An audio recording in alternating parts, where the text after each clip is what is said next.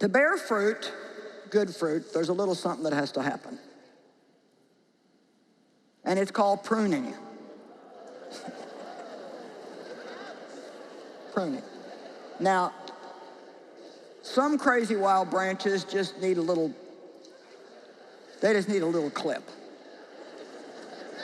If you don't know what pruning is, it means that when a tree starts to get, it's going this way, and then all of a sudden some branch wants to go that way,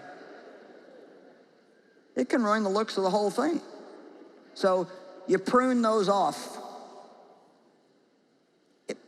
Pruning takes away dead stuff, or stuff that's going in the wrong direction. And the Bible says that He's the vine, we're the branches, that every branch in Him that does not bear fruit, He prunes, takes away, cuts off. Every branch that does bear fruit, He prunes so that it bears richer and more excellent fruit. So it seems to me like the pruning thing is a fact of life. We can't get away from it. You're pruned if you don't bear fruit. And if you do bear fruit, God says, oh good, I've got somebody I can work with. We're going to have them bear more fruit. So sometimes as God's dealing with us, it just takes a little adjustment. But for some of us, there's a bigger job that has to be done.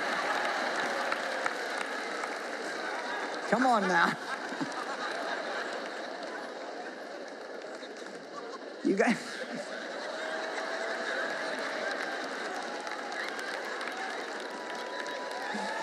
Some of you need to get a pair of these and just put them on the wall somewhere.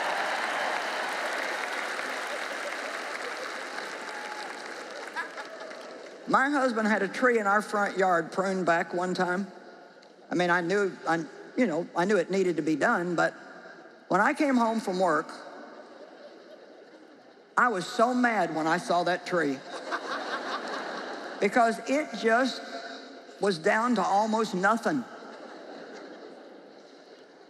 Come on, do you feel like you've been cut down to almost nothing?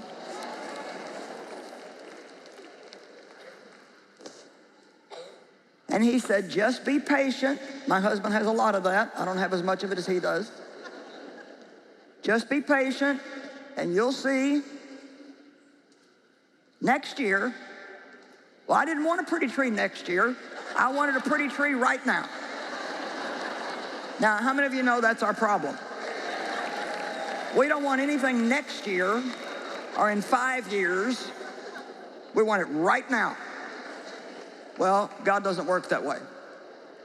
Sometimes He prunes us back. Like, for example, they say,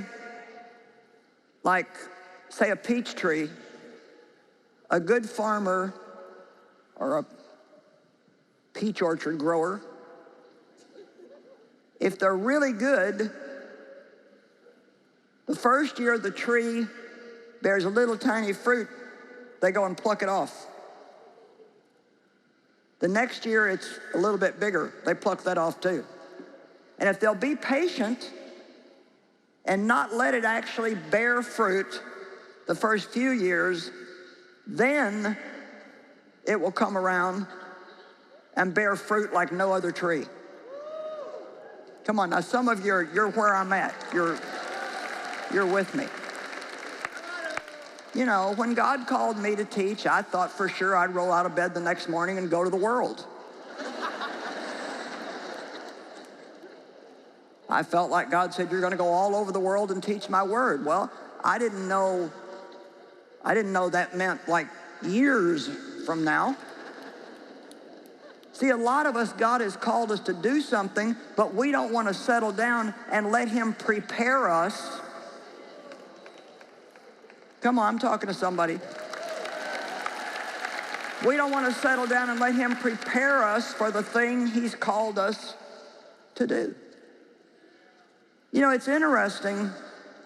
David was anointed to be king 20 years before he wore the crown.